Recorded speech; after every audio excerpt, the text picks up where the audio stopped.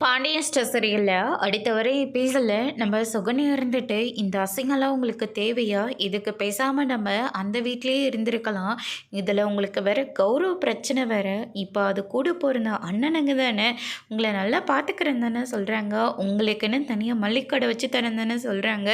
அவங்க பேச்ச கேட்காம இங்க வந்து திருட்டு பழிய சுமந்துட்டு இருக்கீங்களே, இதெல்லாம் உங்களுக்கு தேவையா? அப்படின்னு சொல்லிட்டு சுகன்யா வந்து சொல்லிடுறாங்க. அதுக்கு அடுத்து தான் வந்து பார்த்தீங்கன்னா நம்ம பழனி இருந்துட்டு, ஆமா. மச்சான் சொல்ற மாதிரி, நான் ஒண்ணும் பணத்தெல்லாம் எடுக்கல. உங்கள பத்தி எனக்கு தெரியாதா?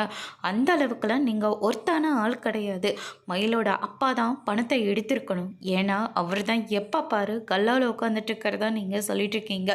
கண்டிப்பா அவர் தான் அந்த பணத்த எடுத்திருக்கணும். எதுக்கும் நீங்க அவர்கிட்ட கேட்டு பாருங்க. நான் எப்படி அவர்கிட்ட போய் கேட்கறது?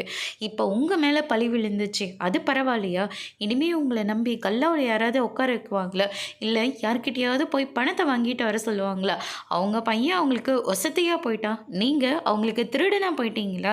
அந்த கடைக்காக நீங்க எவ்வளோ உழைச்சிருப்பீங்க. நீங்க எடுக்க மாட்டீங்கன்னு யாராச்சும் சொன்னாங்களா பார்த்தீங்களா? அப்படின்ற மாரி சுகன்யா வந்து சொல்லிடுறாங்க.